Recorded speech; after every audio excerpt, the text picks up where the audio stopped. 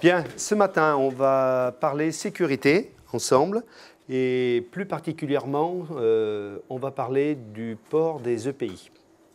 Alors déjà, est-ce que tout le monde sait ce que c'est que les EPI? Très bonne question.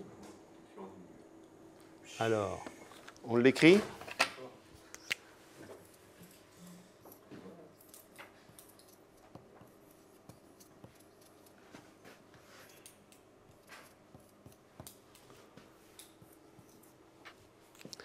Bien, par rapport à ça,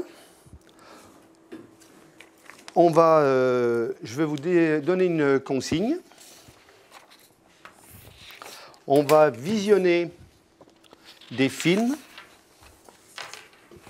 sur des situations techniques sur lesquelles il y aura sans doute des réflexions à faire sur la protection des personnes, sur le port des EPI. Au moment où vous aurez l'impression que les consignes de sécurité concernant le port des EPI ne seront pas respectées, je vous demanderai d'intervenir, j'arrêterai le visionnage et on prendra une petite note succincte sur l'impression que vous aurez eue. Et on débattra de la question après coup, on reparlera de tous ces cas. D'accord ? On peut commencer ? Donc, je vais faire démarrer les films et on va intervenir à chaque fois que l'on aura l'impression que le port des EPI n'est pas respecté. Alors, je vais vous demander d'être vigilant parce que les films sont assez courts. On est vite pris par le thème du film et on oublie un peu la consigne qui a été définie entre nous. D'accord ? Je vous le dis parce que moi ça m'est arrivé, en le visionnant le film, je me laisse prendre par le contenu et j'oublie la consigne. Alors soyez vigilants. Il y en aura toujours un parmi nous qui va être en vigilance maximum, on va dire. Allez, on démarre. Et voilà, la consigne, c'est quand vous allez intervenir, je noterai au tableau l'information que vous aurez relevée. D'accord ? Et puis vous pouvez en même temps vous aussi l'écrire pour confirmer après quand on fera la synthèse. Alors ça peut être différentes choses, ça peut être un alésage, c'est-à-dire un trou alésé avec des diamètres précis, ça peut être du surfaçage, différentes formes, des pièces en 3 dimensions, en 2 dimensions. Il faut savoir lire un plan, manipuler la machine. Et puis réaliser la pièce dans le bon sens, c'est-à-dire qu'il y a des opérations. Moi j'interviens parce que j'ai vu quelque chose là. Alors, il y a le port des EPI et puis il y a aussi la protection sur la machine. Je ne sais pas si vous avez remarqué, il n'y a pas de carter de protection sur la machine. Oui, vous l'avez vu hein? Je le note. Qu'est-ce que vous en pensez? Bon, ce n'est pas tout à fait lié au port des EPI, mais c'est au niveau du respect des consignes de sécurité. Hein? Le port des gants lors des bavurages sur une pièce qui est chargée de bavure.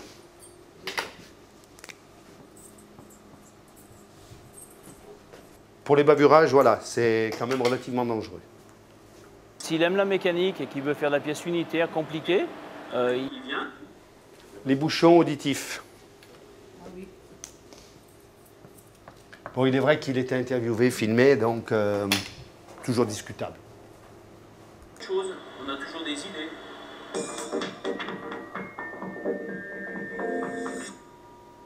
Moi, j'interviens là lors de la manipulation du transpalette. Il y a une consigne de sécurité concernant le port de gants de manutention. Quand on est en situation d'activité de manutention, on doit porter des gants de manutention. On ne sait jamais, il peut se passer quelque chose. Hein? Je le note. Hein? J'ai le droit d'intervenir aussi avec vous, hein, si les entreprises travaillent dans le cadre de la RSE et on va... Qu'est-ce que vous avez vu précédemment? Un petit peu comme dans l'entreprise Bariol et Davière.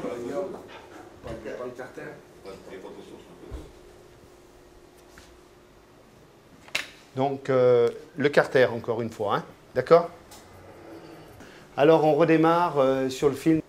Donc là, pas de gants. Même le formateur.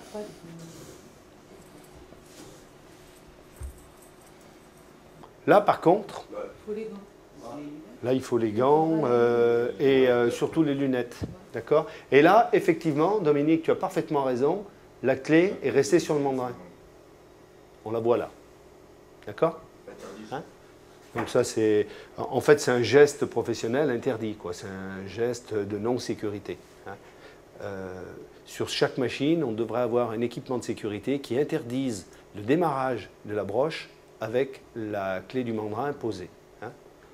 Alors après, je fais juste une parenthèse sur la mise en conformité des machines qui relève d'un décret, le décret 9340, qui consiste à mettre les machines en conformité sur tous les éléments tournants des machines. Et là, cette machine, manifestement, n'est pas en conformité. Je note le fait du port éventuellement des gants, là, puisqu'ils manipulent des pièces, et les lunettes, bien entendu. Hein? Oui, je l'ai déjà mis, mais on est sur un autre film, on va voir. En fait, l'avantage de le noter plusieurs fois, on va voir la fréquence. Ça nous permettra, quand on fera la synthèse, de voir où sont les points les plus importants sur le non-respect du port des EPI. Oui, puis autre chose, il y a le chouchou, les cheveux. Hein. Oh, bon, merci. Filet de protection. Encore, les gants, vu qu'on est sur une situation de démonstration, suivant l'activité, vu qu'on est en train de faire du contrôle dimensionnel, tenir un instrument de mesure comme une jauge de profondeur ou un pied à coulisse, on n'est pas dans un risque maximum. Par contre, les cheveux attachés et puis les lunettes pour les projections, venant d'une autre machine, hein, j'entends. Hein, c'est plus important. Du développement durable? Là, j'ai coupé parce qu'il y avait deux choses. Il y avait René qui ne portait pas de surlunettes. C'est-à-dire que les lunettes de vue ne suffisent pas à la protection individuelle des yeux. Il nous faut des surlunettes parce que le passage, si on a des lunettes fines de plus, hein, on n'est pas protégé comme de véritables lunettes de sécurité au sens propre du terme. Après, Céline a son chouchou au poignet. Je ne sais pas si vous l'avez vu. Alors, là, en fait, c'est pas par rapport au port des EPI, c'est par rapport aux objets qui peuvent être accrochés. On sort du cadre des EPI, on rentre dans le cadre de comment je me protège sur un autre aspect que le port des EPI. Les bagues, les bracelets, tous ces éléments-là sont des éléments d'accrochage sur une machine avec lesquels on peut se mutiler. Hein. Donc le chouchou, il résisterait peut-être pas, mais il n'empêche qu'il pourrait y avoir un... Moi, je me permets d'intervenir parce que depuis le début, il est sur le poste, mais il ne porte pas. Il les a par moment, mais il y a quelque chose qu'il n'a pas quand il va dans la zone de montage de la pièce. Il n'a pas les lunettes, il me semble, hein, apparemment.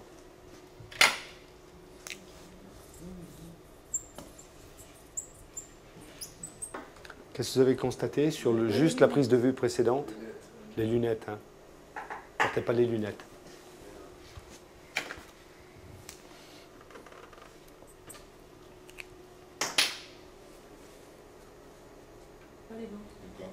Il manque les gants, là. Puisqu'il il manipule des produits chargés en hydrocarbures. Tout ce qui a trait aux huiles solubles, ce sont des produits chargés en hydrocarbures, sans parler qu'on va se brûler, mais on peut avoir des réactions épidermiques, des problèmes d'eczéma, des choses comme ça, autant se protéger.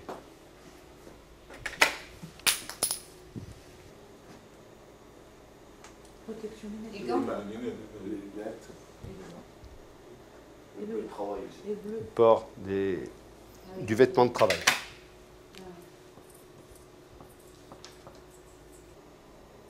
Bien, on a vu les 3 films.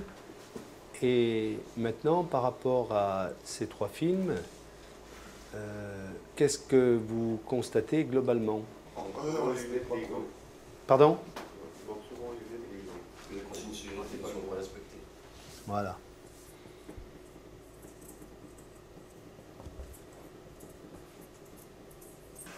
Pourtant, on a vu une entreprise comme JTech, c'est une action dans le cadre de leur démarche RSE, responsabilité sociétale des entreprises. Ils sont axés sur la sécurité, sur le zéro accident. Et malgré ça, vous avez vu, il y a des personnes qui ne portaient pas de lunettes à certains moments, il y a des personnes qui ne portaient pas les bouchons auditifs, et on ne s'en rend pas bien compte dans le film, mais c'est une entreprise qui est extrêmement bruyante. Il y a une agression au bruit. Je pense que dans l'atelier, il y a une sonorité en bruit de fond qui avoisine les 80 décibels. Hein. On n'est pas loin des 80 décibels. Et on sait qu'à partir de 82-85 décibels, il y a destruction de certaines parties auditives. Hein. Donc, c'est rigoureux quand on travaille 8 heures d'affilée dans un contexte bruyant comme ça. On a une perte auditive au bout de quelques années, hein, c'est obligé. Donc on voit que même dans des entreprises très branchées sur le sujet, il y a encore des dérives. On a vu à l'AFPA aussi, on était décalé hein, sur certaines consignes concernant le port des EPI. Malgré la fiche de définition de poste, vous avez vu, il y a eu des prises de vue à un moment où on abordait une image sur la fiche de sécurité de poste. Je ne sais pas si vous l'avez vu. Sur toutes vos machines, vous êtes équipés d'une fiche de sécurité de poste concernant la notion de protection, de sécurité, de danger et de dommages sur les personnes. Sur les machines à commande numérique et sur les machines traditionnelles aussi. Oui. Mais tu es tellement passionné par ton métier de tourneur que tu ne l'as pas vu, la fiche.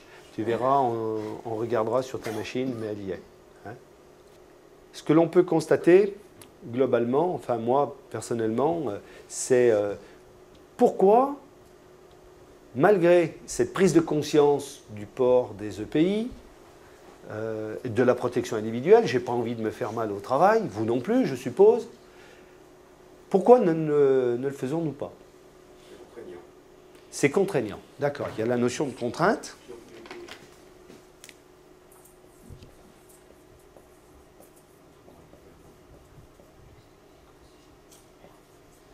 Il y a la notion de contrainte.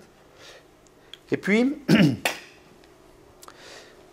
à un moment, porter les lunettes en face des yeux ou les porter ici, je porte toujours les lunettes quelque part. Et si c'est quelque chose qui me chatouille sur le nez, qui me dérange, à un moment ou un autre, elle va me chatouiller la tête. Je ne sais pas ce que vous en pensez. Franchement. Donc, il y a l'aspect contrainte, j'en suis parfaitement convaincu. Hein, il y a une contrainte sur le port des EPI, mais il y a peut-être un autre phénomène. Quand on est pris par une situation et le feu de l'action va faire qu'on s'échappe de ces règles qui sont pourtant ancrées en nous, mais qui ne ressurgissent pas, qui ne restent pas à la surface, quoi, en clair. Parce que on peut faire notre mea culpa, nous aussi, les formateurs AFPA, puisqu'on est décalé par rapport aux consignes strictes que l'on a sur le respect du port des EPI. Nous-mêmes, des fois, on est décalé parce qu'on est dans une situation, comment dirais-je, spécifique, où il y a de l'urgence, où il y a ceci, où il y a cela. Il y aura toujours une bonne raison pour se justifier du non-respect de ces règles de sécurité. Ah oui, mais j'étais de l'autre côté, il fallait que je revienne chercher mes gants.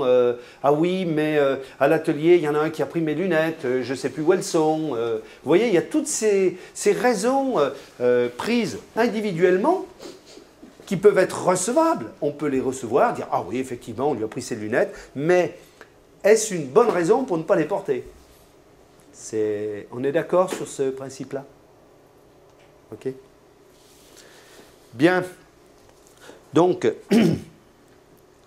pour ma part, mon objectif sur cette séance de ce matin, je vais le noter, hein, la finalité, c'était vous sensibiliser